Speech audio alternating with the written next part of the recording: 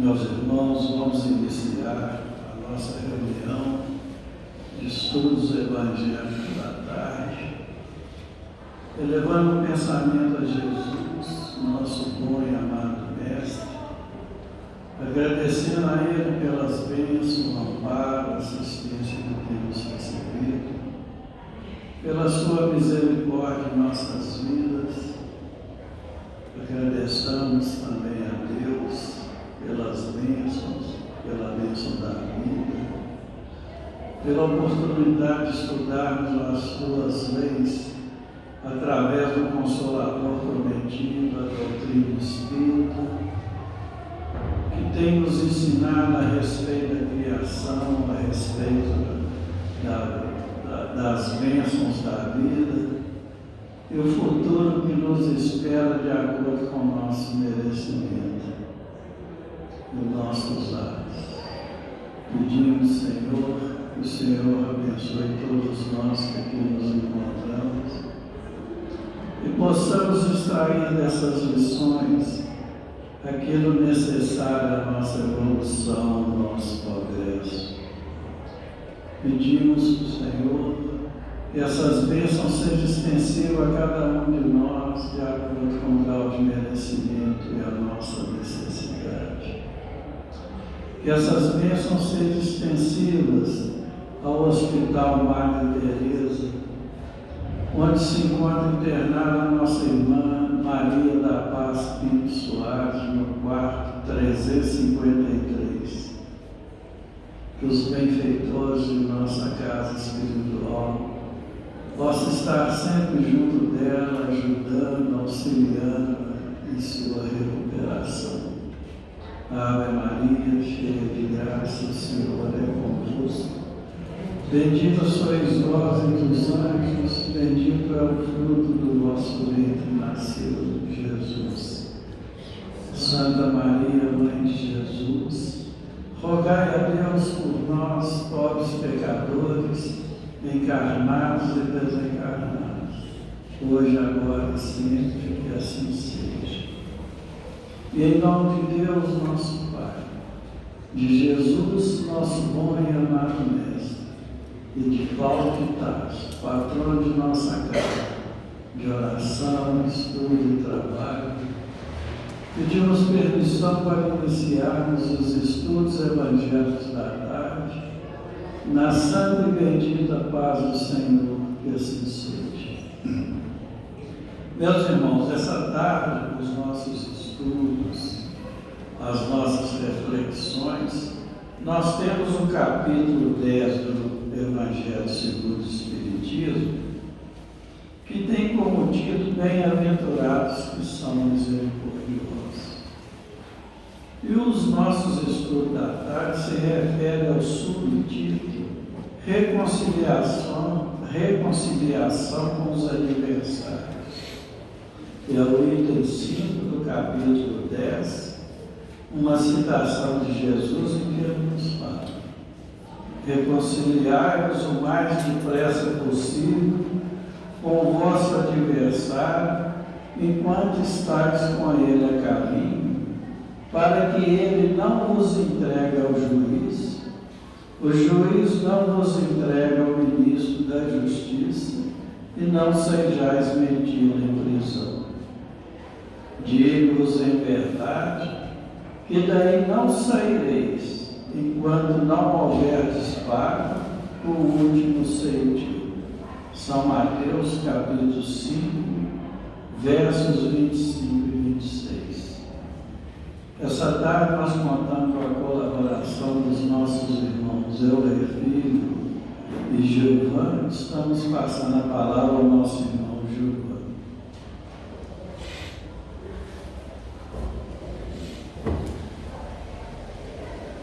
Meus prezados irmãos, boa tarde. É com muita alegria e com muita gratidão que vamos contribuir aqui nos estudos dessa tarde, primeiramente rogando a Jesus que nos ampare, nos proteja, nos guie, nos auxiliando na melhor assimilação do seu ensinamento e também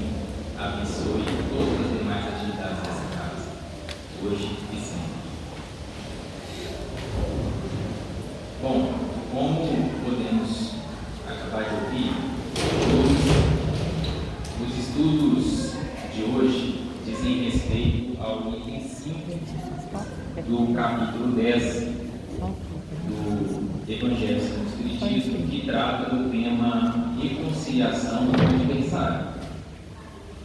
É sempre muito importante situar e contextualizar os ensinamentos do Cristo na finalidade de melhor absorvermos o máximo de aproveitamento das suas lições. O capítulo 10, intitulado por Allan Kardec, Bem-aventurados os que são misericordiosos,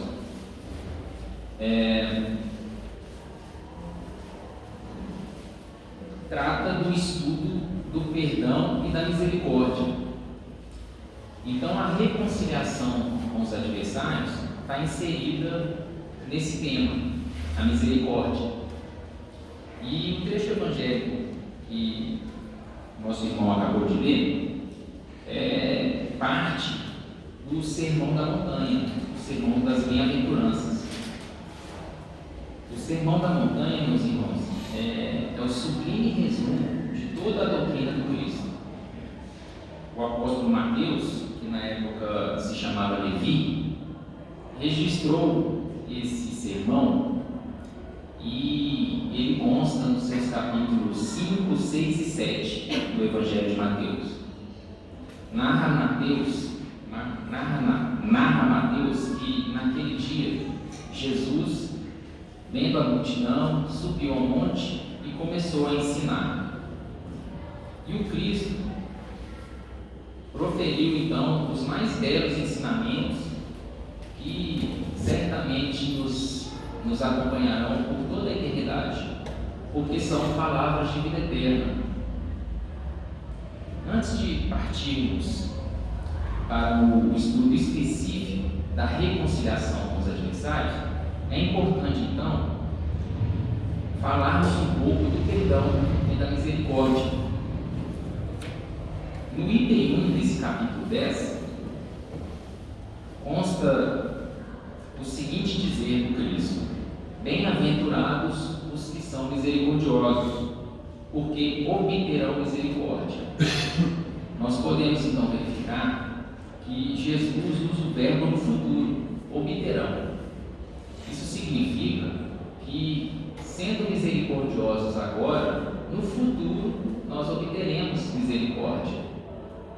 Mas como assim, né? Como que obteremos essa misericórdia? Vem então o item 2, uma nova lição do Cristo, que diz exatamente o seguinte: se perdoarmos aos homens as faltas que cometem contra vós, também vosso Pai Celestial vos perdoará os pecados. Mas, se não perdoardes aos homens quando vos tenham ofendido, vosso Pai Celestial também não vos perdoará os pecados. Está no Evangelho de Mateus, capítulo 6, versículos 14 e 15. O que nós percebemos aqui é que somos nós mesmos quem estabelecemos a régua pela qual seremos medidos. Se agirmos com misericórdia, com piedade, com tolerância, também receberemos esse mesmo tratamento. Por outro lado, se formos intolerantes, impiedosos, severos demais com nossos irmãos, quando chegar o momento do nosso julgamento, teremos também um julgamento rigoroso. Esse critério, meus irmãos, decorre do mandamento maior da doutrina cristã, da regra de ouro, que é o amar o próximo como a si mesmo e fazer ao outro aquilo que gostaríamos que fizessem conosco. Quando nós erramos, quando nós prejudicamos alguém, quando nós ofendemos alguma pessoa, nós não gostamos de ser perdoados. Então é por essa mesma razão que nós também devemos perdoar os nossos irmãos quando eles cometem alguma falta. A misericórdia, a indulgência, o perdão e a reconciliação com os adversários devem, portanto, ser buscados por nós a todo instante, porque nós erramos o tempo todo. somos criaturas imperfeitas, estamos aqui juntos, né? Nessa bendita escola do Espírito, que é o planeta Terra, e foi por essa mesma razão que Jesus, quando perguntado por Simão Pedro, né? Quantas vezes devo perdoar o meu irmão? Jesus deixou um ensinamento, né? Que diz que devemos perdoar não 7 vezes, mas 70 vezes 7 vezes. Isso quer dizer que esse perdão deve ser ilimitado, porque nós também erramos incontáveis vezes. Entrando então agora no estudo da reconciliação com os adversários, nós podemos perceber que o mestre deixou algumas diretrizes importantes. No capítulo 18, versículo 15 do Evangelho de Mateus, Jesus disse o seguinte: se contra vós pecou vosso irmão, ide fazer-lhe sentir a falta em particular, a sós com ele. Se ele vos atender, tereis ganho o vosso irmão. Mais na frente, nós ouvimos aqui hoje, o Cristo disse para reconciliar o mais depressa possível com os nossos adversários, enquanto estáis com ele a caminho. Jesus nos orienta então a buscar a reconciliação de forma caridosa, discreta, sincera e o mais rápido possível. O perdão e a reconciliação com os adversários é tão importante que Jesus estabeleceu como um de seus mandamentos o amai os vossos inimigos. Não é o tema específico de hoje, mas o amai os vossos inimigos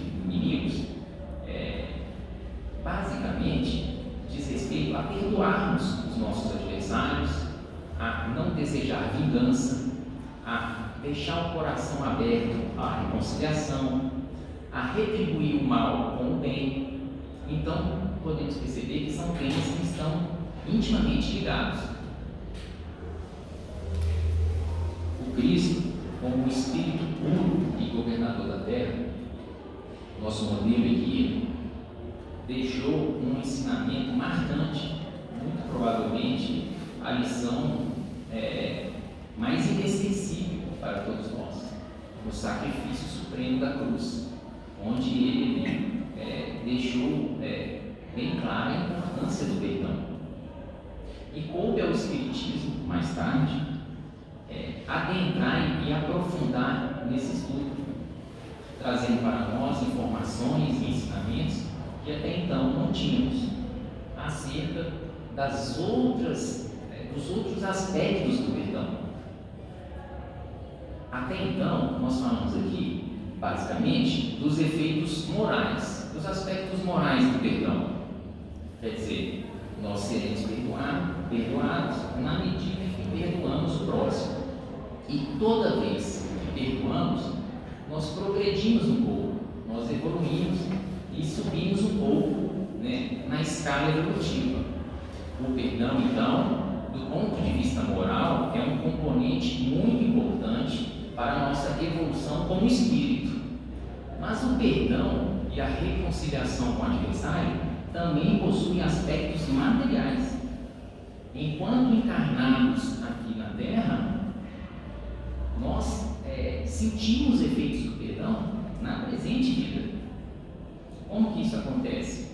A ciência hoje já comprovou que o perdão faz bem à saúde. E quando a gente alimenta a mágoa, o ressentimento, o ódio, o nosso organismo físico sente esse prejuízo e nós ficamos enfermos. Então, em primeiro lugar, a gente percebe que o perdão faz bem para a nossa saúde, para o nosso corpo.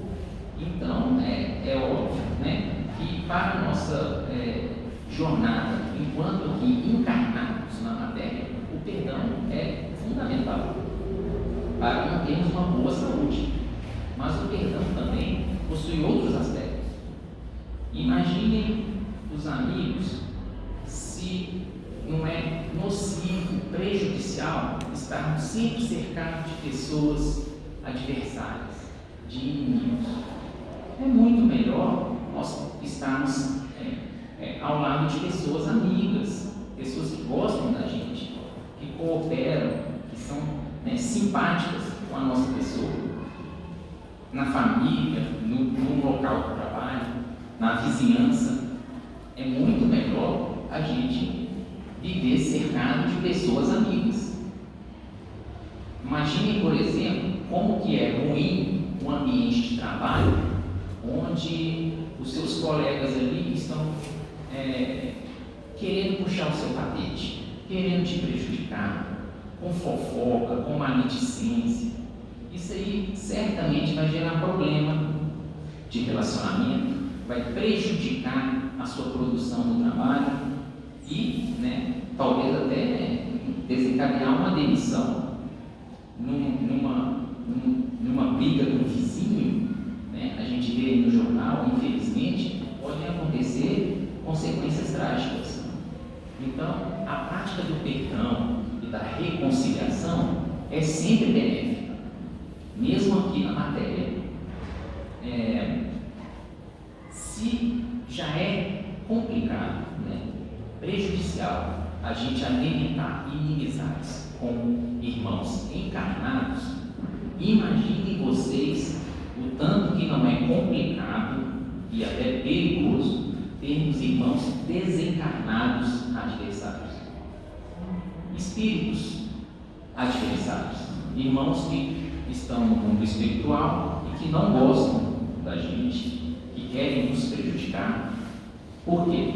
Em razão, muito provavelmente, de uma vingança de algo que fizemos no passado. Isso porque o Espiritismo nos ensina que toda aflição, todo sofrimento tem uma causa.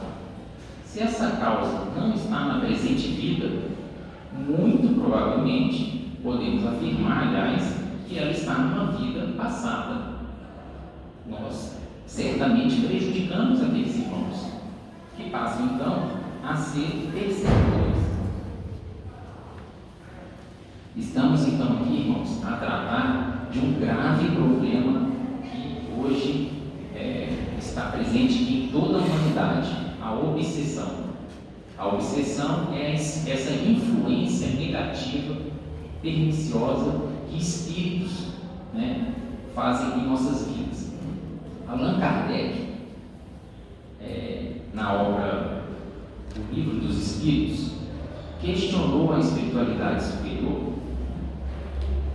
se os espíritos influem em nossos pensamentos e nossos atos. A resposta da espiritualidade superior foi a seguinte: muito mais do que imaginais. Influem a tal ponto que, via de regra, são eles que nos dirigem. Então, nós sabemos que estamos cercados de espíritos. O nosso patrono aqui da casa, o apóstolo Paulo, em sua carta aos Hebreus, disse que estamos cercados por uma nuvem de testemunhas. Essa nuvem de testemunhas são espíritos, irmãos nossos, que estão lá no mundo espiritual e que convivem conosco. Eles nos veem, eles nos ouvem, eles nos seguem, e se são nossos adversários, eles nos perseguem e nos prejudicam. Eles tramam contra nós para levar a cabo essa vingança, certamente porque nós os prejudicamos em vidas anteriores. Vejam a importância, então, de não alimentarmos inimizades, de praticarmos constantemente o perdão. Só traz benefício. Nós somos, irmãos, herdeiros de nós mesmos. Cada um colhe aquilo que plantou. Então, está em nossas mãos mudar essa conduta e passar a ser mais tolerante, mais compreensivo, mais indulgente, buscar sempre o entendimento. E, para comentar esse assunto, nós achamos interessante a leitura de duas perguntas da obra O Consolador, de Emmanuel.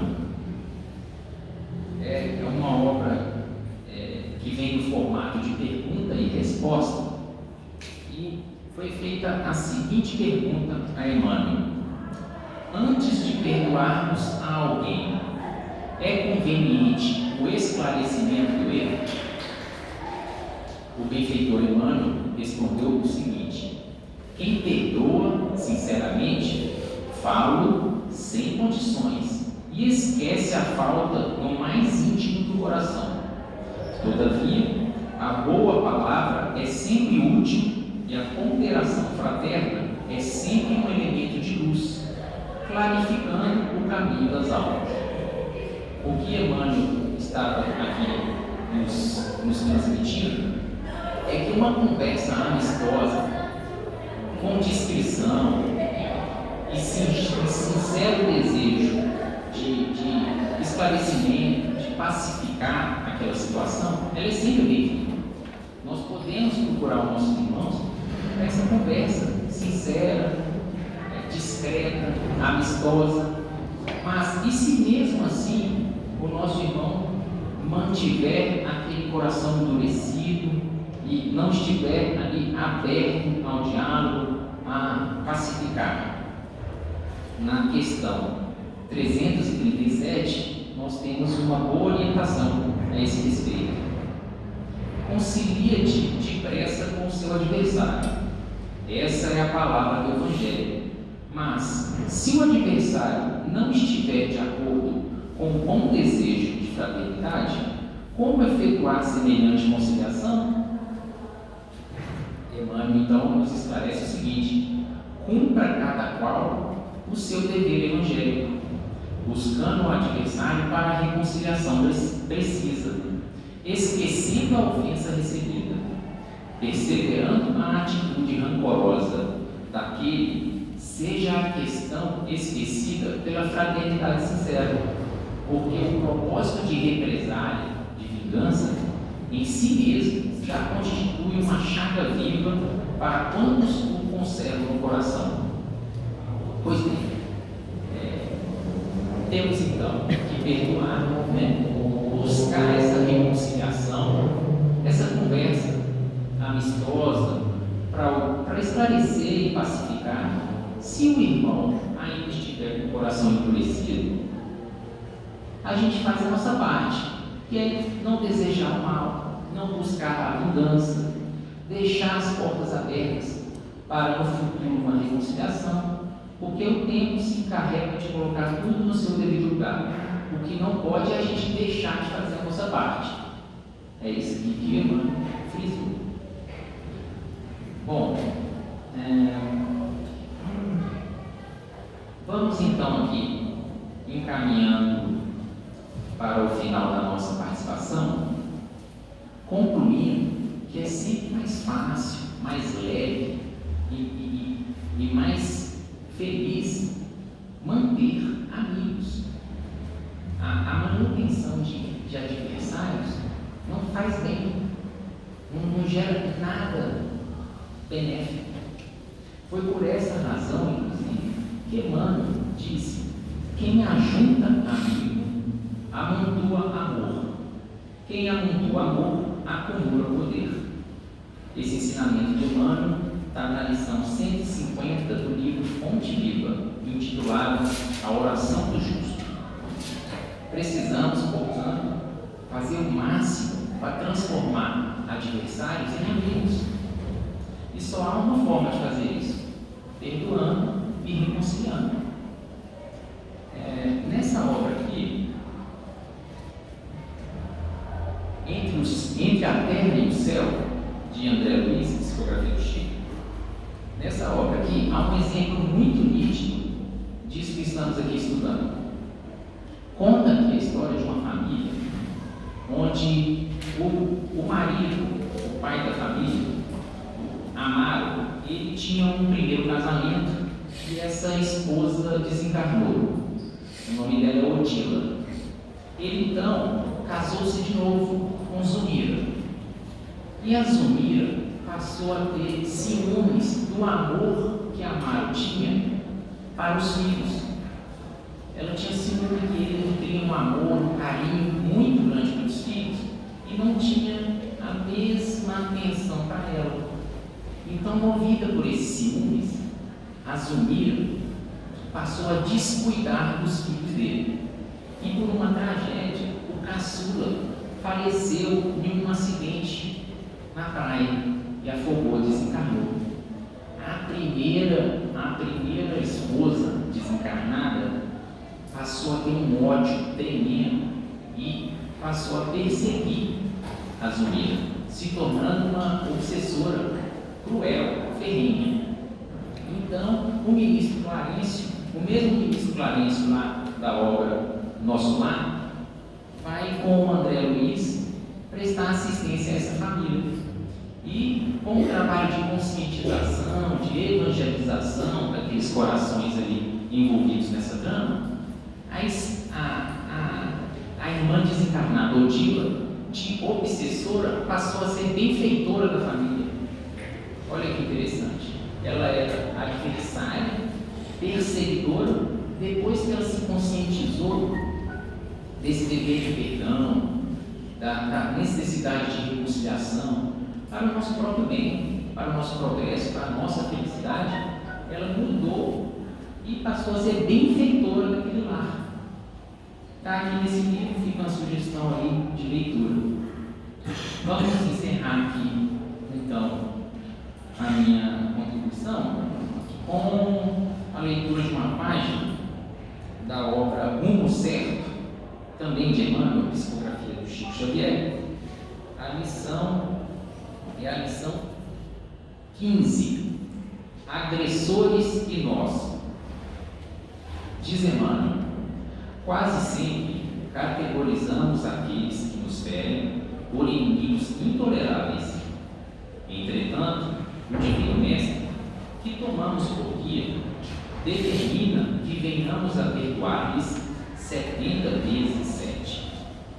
Por outro lado, as ciências psicológicas da atualidade terrestre nos recomendam que é preciso desinibir o coração, escoimando de quaisquer ressentimentos, e estabelecer o equilíbrio das potências mentais, a fim de que a paz interior se nos expresse por harmonia e paz.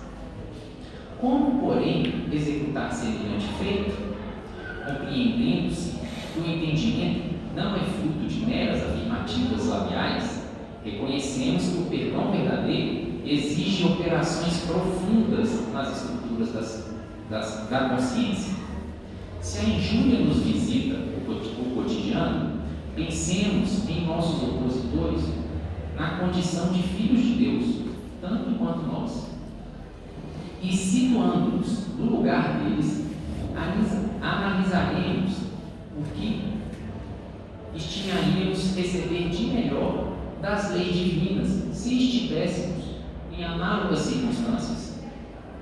À luz do novo entendimento que nos recontará os recessos da alma, observaremos que muito dificilmente estaremos sem alguma parcela de culpa nas ocorrências desagradáveis de que nos cremos vítimas. Recordaremos em silêncio os nossos próprios impulsos infelizes, as sugestões delituosas, as pequenas acusações indébitas e as diminutas desconsiderações que arremessamos sobre determinados companheiros, até que eles, sem maior resistência diante de nossas mesmas provocações, caem na posição de adversários perante nós.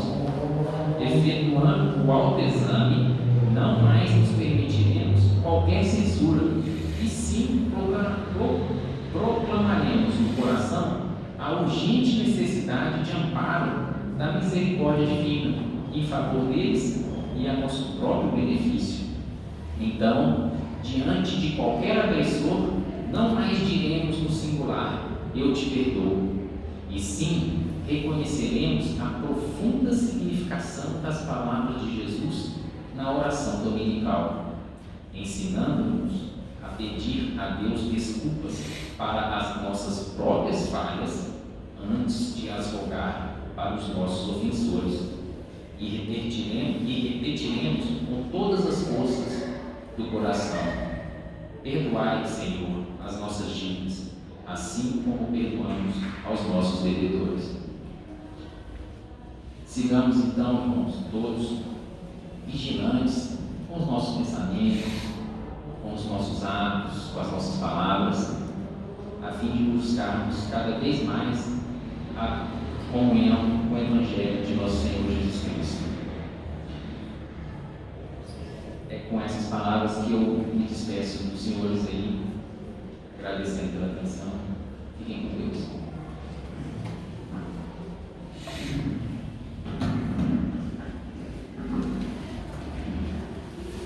Meus caros irmãos, minhas caras irmãs, um dos mais geniais poetas da literatura brasileira se chamava Mário Lago. Numa música a qual ele deu o título de Atire a Primeira Pedra, lá para as tantas ele dizia: perdão foi feito para a gente que errou. E Jesus já dizia há mais de 2000 anos atrás: perdão foi feito para a gente dar. E como nós vimos no estudo do nosso caríssimo irmão, que acabou de proceder, se a humanidade compreendesse, tivesse compreendido no seu todo a importância do perdão para as nossas vidas, o mundo hoje estaria completamente diferente do que ele é hoje.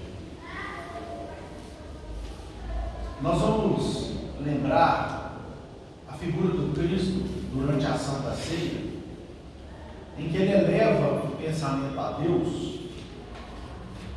e ele, numa oração ao Criador, ele diz o seguinte: glorifiquei-me na terra, testemunhei tua magnanimidade, dizendo a Deus, e sabedoria, e consumo agora a obra que me confiaste. Nós sabemos que daí a pouquíssimo tempo, pouquíssimas horas, ele seria entregue aos verdugos e levado à cruz. Então ele continua dizendo ao Pai: neste instante, pois, meu Pai, ampara-me com a luz que me deste, muito antes que esse mundo existisse. Meu Deus do céu, um ser que já era iluminado antes do nosso mundo existir, de fato, a humanidade ainda não tem nem noção do tamanho, da grandeza espiritual do Cristo, da grandeza moral desse ser, da grandeza intelectual e do poder dessa criatura, que há bilhões de anos atrás já era o Cristo e esteve à frente da formação do nosso mundo. Pois foi exatamente essa criatura iluminada, escolhida pelo Criador para se tornar o governador do nosso ordem. Foi exatamente ele que disse à humanidade: só seríamos capazes de amar a Deus se amássemos os nossos semelhantes, modificando toda a estrutura do conhecimento religioso até então existente, que era muito mais arraigada nas leis civis, nos regulamentos contidos nos livros, especialmente nos livros Levítico e Deuteronômio e no Êxodo principalmente, que Moisés teve que organizar para poder, a partir das leis civis e penais que ele criou, conter aquele povo bárbaro que ele guiou no deserto em busca da terra prometida. Então Jesus vem e muda essa lógica. Não é possível amar o Deus de Moisés se nós não amarmos o nosso próximo. E a maneira mais eficaz de nós amarmos o nosso próximo é perdoando o nosso próximo, é retirando dos nossos corações qualquer pedaço, qualquer faísca de mágoa. E como nos diz o Gilvan, aqui há pouco, não apenas para o bem do nosso próximo, mas fundamentalmente para o nosso bem, para a nossa felicidade. Porque não existe qualidade de vida onde existe rancor. Quando nós conseguimos guardar o rancor, nós nos tornamos prisioneiros de sentimentos muito ruins que nos prendem a vibrações deletérias, a vibrações que nos escravizam e que nos impedem de enxergar a felicidade onde a felicidade está. É por isso que o Chico dizia aos outros: eu dou o direito de ser como são. E quanto a mim, eu me dou o dever de ser cada dia melhor. Então é isso, meus queridos irmãos, minhas queridas irmãs, que o Cristo, é isso que o Cristo quis nos dizer. Trata-se disso, a sua missão aqui na terra. Jesus não veio trazer mais uma religião das milhares que já existiam no seu tempo. Jesus veio trazer um novo código de conduta ética, de conduta moral, para servir de guia, para que cada um de nós possamos sair do estágio primitivo em que nós nos encontrávamos, e que graças a Deus já estamos caminhando, e por fim, compreendendo a essência dos seus ensinamentos, nós vamos então alçar voos para paragens completamente diferentes desta que nós construímos e deixamos como legado para nós mesmos e para aqueles que nós convivemos aqui na humanidade, que é um mundo de expiação e de provas, graças em grande quantidade ao ódio que nós ainda carregamos em alguma medida em nossos corações e que não conseguimos ainda nos livrar. Eu não estou falando aqui, meus irmãos, minhas irmãs, dos países que ainda se conflagram. Eu não estou me referindo aqui das regiões do mundo em que ainda o direito não lançou suas luzes. Eu não estou me referindo aqui às criaturas que ainda mantêm relações primitivas, quase que de escravidão entre si, mas estou falando do coração do mundo e da pátria do Evangelho, que pelo menos deveria ser assim, e que hoje, através dos mecanismos, por exemplo, das redes sociais, nós ainda infelizmente encontramos irmãos dizendo que odeiam irmãos simplesmente porque não pensam igual a respeito de ideias que daqui a pouco todos nós vamos considerar como, desculpa a expressão, idiotas. Nós ainda não conseguimos encontrar no Evangelho a base para que nós possamos expressar as nossas opiniões sobre tudo na vida. E aí vale opiniões sobre sociologia, sobre política, opiniões sobre ciências, opiniões sobre convivência, opinião sobre relações sociais, sobre o direito, sobre a medicina. Todas essas opiniões que muitas vezes nós expressamos estão muito repletas ainda do materialismo que nos caracteriza, da falta de generosidade, porque às vezes nós nos comportamos em relação aos nossos irmãos e irmãs, da falta de compreensão, da capacidade de dar às pessoas o direito de elas serem como elas desejarem, reservando o nosso tempo e substituindo as nossas críticas, muitas vezes mordazes, por uma palavra de consolo e de auxílio. Olha como o Chico fazia com aqueles que se aproximavam dele, reportando as 3 peneiras que Sócrates dizia aos seus discípulos, quando um deles se aproximava para lhes dizer algo em relação ao próximo. A peneira da utilidade, a peneira da necessidade, a peneira da verdade. se aquele fato que lhes seria contado passasse pelas 3 peneiras, aí então ele permitia que os seus discípulos lhe dissessem. Então, meus prezados irmãos, nós vimos aqui que a necessidade do perdão entre nós, criaturas humanas, precisa ser urgente, precisa estar urgentemente nas nossas convicções. Aqui mesmo nesse capítulo, diz assim, Kardec, às vezes a pessoa pensa assim, tomara que meu inimigo morra, porque morto o animal, morto o veneno. A doutrina espírita nos mostra, lê do engano. Se nós permitirmos que eventuais desafetos que passamos na vida, pela nossa imprevidência em viver, com toda certeza, meus irmãos, nós teremos diante de nós inimigos muito mais poderosos, a partir do fato de que contam com a invisibilidade em relação a nós, com capacidade muito maior de nos prejudicar e de nos tornar infelizes. Quando, na doutrina espírita, nós lemos a respeito, apenas para ressaltar aqui o raciocínio, da iniquidade, da pena de morte, para os resgates sociais e criminais da sociedade, é exatamente pelo fato de que o criminoso que a sociedade lhe tira o direito de ter a vida, ele se torna um inimigo 1000 vezes pior para essa mesma sociedade, lá no mundo espiritual.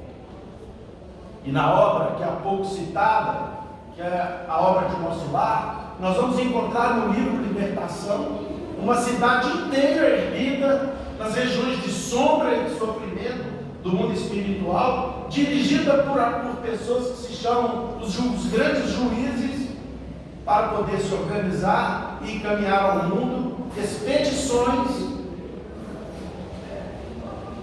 em direção a famílias inteiras, para poder cercar, avaliar, obsediar e punir. Esses irmãos que são constituídos nos seus corações das sombras do rancor, das sombras do egoísmo, das sombras da incapacidade de aceitar os nossos semelhantes, de convivermos melhor em família, de termos uma atitude mais pacífica no nosso trabalho, na rua, com a sociedade com a qual convivemos, mas fundamentalmente dentro dos nossos lares.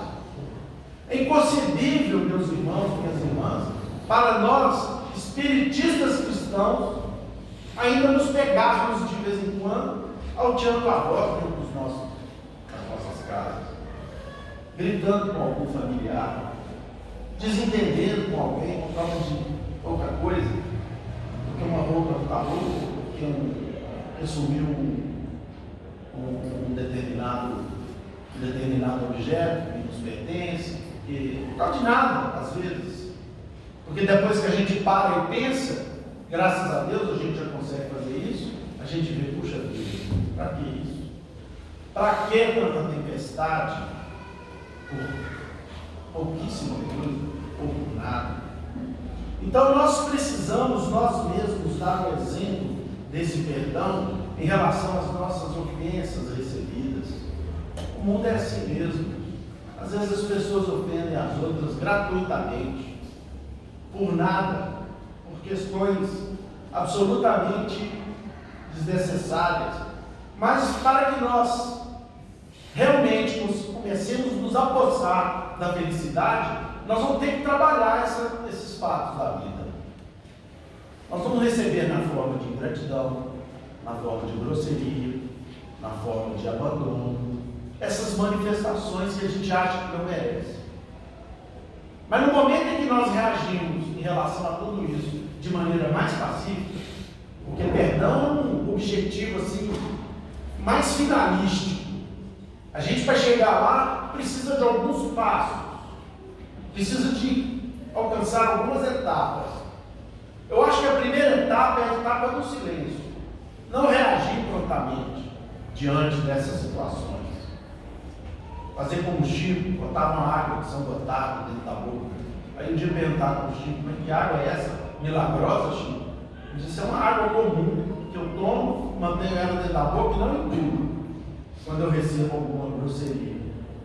E aí eu espero passar 1 ou 2 minutos e a água de São Gotardo, como que por milagre, me impede de devolver aquela grosseria, me impede de criar ali um ciclo vicioso de ódio que se desenvolve e em alguns casos pode ir até a morte. Então, meus prezados irmãos, nós, da mesma forma que temos a necessidade de ser perdoados, quem nunca passou por isso? Por uma situação em que reconheceu o erro e ficou naquela expectativa, puxa vida, a pessoa podia me perdoar por causa disso, disso e disso. Então todos nós temos essa necessidade. Então se nós temos essa necessidade e se constantemente somos perdoados pelo Criador, o que é que nós não vamos fazer no exercício? Por que nós não vamos iniciar nessa prática que nos levará com toda certeza a uma situação espiritual muito melhor quando nós voltarmos para o mundo dos espíritos? É o nosso mundo, é a nossa pátria verdadeira, é a direção e o caminho final de todos nós que estamos aqui nessa terra, numa rápida passagem. No meu caso já dura 62 anos, mas numa rápida passagem, já já nós vamos ter que deixar este mundo e voltar para aquele momento de para tudo. Nós chegamos lá no mundo espiritual, para tudo. Vamos avaliar o que a gente fez. Vamos avaliar como é que foi o aproveitamento da nossa oportunidade. Vamos avaliar o que nós fizemos de tanta doutrina espírita, no meu caso, desde que eu nasci, e o que eu fiz com isso? Eu fui capaz de fazer com que todo esse conhecimento adquirido ao longo de uma existência servisse para que eu pudesse agir melhor com o meu próximo, para que eu compreendesse assim, puxa vida, era muito melhor eu ter paz e felicidade do que simplesmente ter razão. Porque os irmãos e as irmãs vão compreender que a gente sempre age com determinada violência ou com rancor, porque nós nos imaginamos ter razão demais, ou razões demais. E nós nos esquecemos que entre ter razão e ter paz, é muito melhor ter paz, é muito melhor ter felicidade, é muito melhor estarmos convictos de que estamos certos e que para podermos ter essa convicção, nós não precisamos ter ferido ninguém, prejudicado ninguém, alterado efetivamente por ninguém. Então foi esse Espírito superior, nosso Senhor Jesus Cristo, que veio aqui na terra pessoalmente nos ensinar que só a prática do amor e do perdão, da indulgência para com os nossos semelhantes, será capaz de nos transformar também em seres superiores.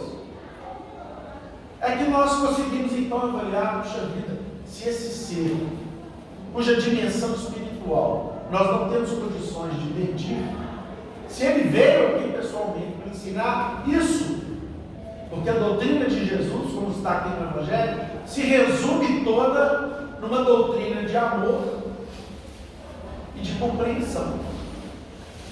Esse é o resumo da vinda do Cristo aqui, estabelecer as bases do amor vivenciado no nosso planeta, para que a partir daí o planeta tivesse condições de se desenvolver.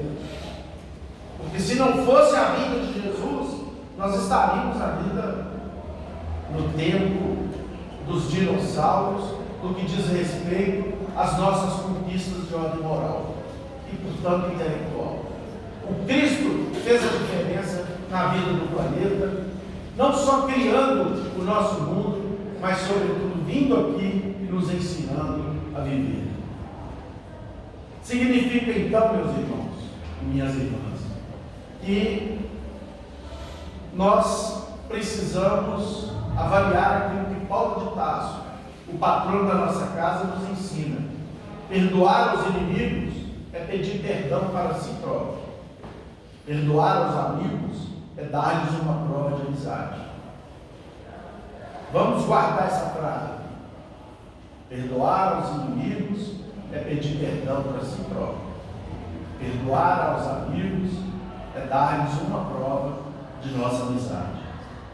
E o nosso inesquecível Gandhi, todos aqui conhecem, o homem que conseguiu libertar uma nação inteira pregando a não violência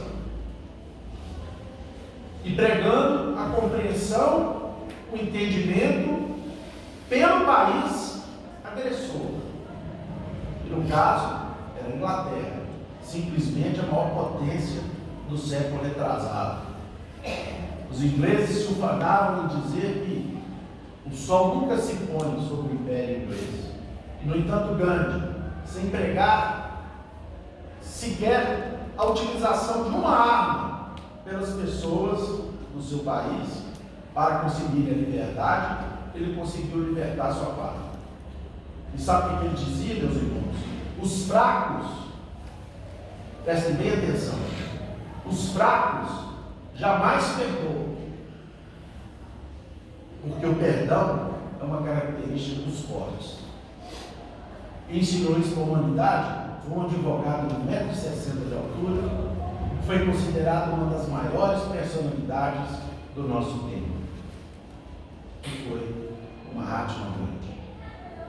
E de fato, são os fortes que conseguem compreender a necessidade de perdoar os ignorantes, aqueles que ainda estão no estágio em que precisam passar e queimar muitas etapas para compreender coisas comezinhas da vida. Só aqueles que já conseguem enxergar mais além é que sabem da importância de estabelecer um convívio de paz e de harmonia onde quer que eles estejam. E se a falta de reconciliação, de perdão, nos traz a convivência dos inimigos desencarnados, o perdão, a indulgência, a compreensão podem ajudar a erguer uma alma caída para Jesus. Né? Quantos e quantos exemplos, inclusive no Novo Testamento, nós não temos de irmãos que foram perdoados e a partir daí se ergueram definitivamente para o Cristo. Eu vou ler aqui para ilustrar aqui a minha exposição para vocês, uma página do livro Espírito da Verdade, de autoria do nosso irmão Hilário Silva. E o título da página é Deus te abençoe. É uma história pobrezinha da vida, mas muito interessante pelo que ela significa. O Hilário Silva, que foi um espírita que viveu aqui no Brasil no século passado, ele tinha essas histórias retiradas do cotidiano, mas com um fundamento moral muito grande. E aqui nessa historinha pequenininha, que ele dá o título de Deus te abençoe, ele procurou nos retratar exatamente isso que nós estamos aqui, eu e o Gilvão, procuramos dizer para vocês no nosso estudo dessa tarde. Logo após fundar o lar, Anália Franco, na cidade de São Manuel, no estado de São Paulo, viu-se Dona Clélia Rocha em sérias dificuldades para mantê-lo. Tentando angariar fundos de socorro, a abnegada senhora conduzia crianças aqui e ali em singelas atividades artísticas. Acordava almas, comovia corações e sustentava o laborioso período inicial da obra. Então a nossa irmã de Dona Clélia, ela criou um lar chamado Anália Franco, e nesse lar que abrigava crianças certamente crianças de rua, né? Ela procurava angariar fundo, levando os meninos e mostrando à sociedade ali da cidade em que ela morava, São Manuel, as atividades artísticas que as crianças desenvolviam para despertar o coração das pessoas, para que as pessoas pudessem ajudar naquela obra benemérita. Desembarcando certa noite em pequena cidade, foi alvo de uma injusta manifestação anti-espírita, apupos, gritaria, condenações. Isso nesse tempo aqui era muito comum, né? Minha mãe, quando fundou a escola de evangélica dessa casa, lá no bairro, na Vila Formosa, no bairro da Serra, e que as crianças vinham assistir às aulas de moral cristã, era comum que alguns religiosos cercassem as crianças, impedindo que elas subissem para ir até a vila onde as aulas seriam ministradas. Naquele tempo, a incompreensão a respeito do espiritismo era muito grande. Isso aconteceu aqui com essa nossa irmã.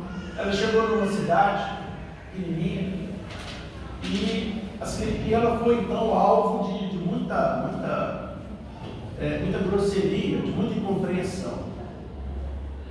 Dona Clélia, com auxílio de pessoas bondosas, protege as crianças. Em meio à confusão, vê que um moço robusto se aproxima e, marcando-lhe a cabeça, atira-lhe uma pedra. O golpe é violento, o sangue escorre, mas a operosa servidora do bem prossegue como quem desconhece o agressor. Medica-se depois. Há espíritas devotados que surgem. Dona Clélia há espíritas devotados que surgem. Dona Clélia demora-se por mais de uma semana, orando e servindo. Acabava de atender a um doente, ainda naquela cidade, já há uma semana, em uma casa particular, quando outra senhora aflitíssima, quando entra outra senhora aflitíssima lá naquele lugar. É uma mãe, tem um filho acamado com meningite e pede-lhe auxílio espiritual. Dona Clélia não vacila, corre ao encontro do enfermo e, surpreendida, encontra nele o jovem que é ferido. Febre alta, inconsciência, a missionária desdobra-se em desvelo. Passes, vigílias, orações. Enfermagem carinhosa. Ao fim de 6 dias, o doente está salvo. Reconhece-a envergonhado e, quando a sós, beija-lhe respeitosamente as mãos e pergunta: a senhora me perdoa? Ela, contudo, disse apenas com brandura: Deus te abençoe, meu filho. Mas o exemplo não ficou sem fruto, porque o moço recuperado, fez-se valoroso militante da doutrina espírita, e ainda hoje, onde se encontra, é um denotado batalhador do Evangelho. Então, meus prezados irmãos, o amor cobre a multidão de pecados. O amor cobre a multidão de pecados. E como já disse aí o adágio popular, amor é igual imposto de renda. Tem que declarar. Que Jesus nos abençoe, que Jesus ampare todos vocês aqui presentes.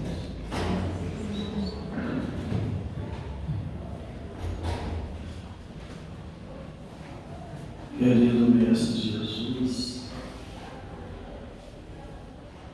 conforme ficou claro para nós nos ensinamentos da tarde, o Senhor, quando nos aconselhou a reconciliarmos com os nossos adversários enquanto estamos com eles a caminho, o Senhor queria visar principalmente a nossa paz, a paz espiritual, porque hoje temos consciência que fomos criados como espíritos eternos. A eternidade nos espera. Por isso pedimos, Senhor, que os benfeitores dessa casa estejam sempre ao nosso lado, nos inspirando nesses ensinamentos, fazendo com que eles fiquem vivos em nosso coração, no convívio com aqueles que fazem parte do nosso dia a dia. E saibamos colocá-los em práticas, principalmente com aqueles que nos cobram. Que saibamos dar a eles as lições que temos aprendido através do Consolador prometido, a doutrina espírita, que tem como principal ensinamento amar a Deus acima de todas as coisas e o próximo como a nós mesmos. Pedimos que o Senhor nos abençoe, todos que aqui nos encontramos, encarnados e desencarnados, estendendo a cada um de acordo com o grau de merecimento e a sua necessidade. Que essas bênçãos sejam extensivas aos hospitais, principalmente ao quarto 353 do Hospital Madre Teresa, onde se encontra a nossa irmã Maria da Paz Pinto Soares. Que ela esteja envolvida com as bênçãos que ela necessita. Que essas bênçãos sejam extensivas aonde houver dor, sofrimento, que o emissário seu esteja sempre presente, levando consolo, a resignação, a paz. Pai nosso que estás nos céus, santificado seja o vosso santo nome. Venha a nós o vosso reino, seja feita a vossa vontade, assim na terra como nos céus. O pão nosso de cada dia dai-nos hoje. Perdoai, Senhor, as nossas ofensas, assim como nós perdoarmos aqueles que nos ofendem. Não nos deixes cair em tentações, livrai-nos do mal, porque vosso é o reino, o poder, a misericórdia e a glória para todos sempre, que assim seja. E com essas rogativas, em nome de Deus, nosso Pai, de Jesus, nosso bom e amado Mestre, e de Paulo Tasso, patrão de nossa casa, de oração, estudo e trabalho, pedimos permissão para encerrarmos os estudos evangélicos da tarde, na santa e bendita paz do Senhor, que assim seja. Os irmãos que forem receber o paz, pedimos que formem a fila do salão.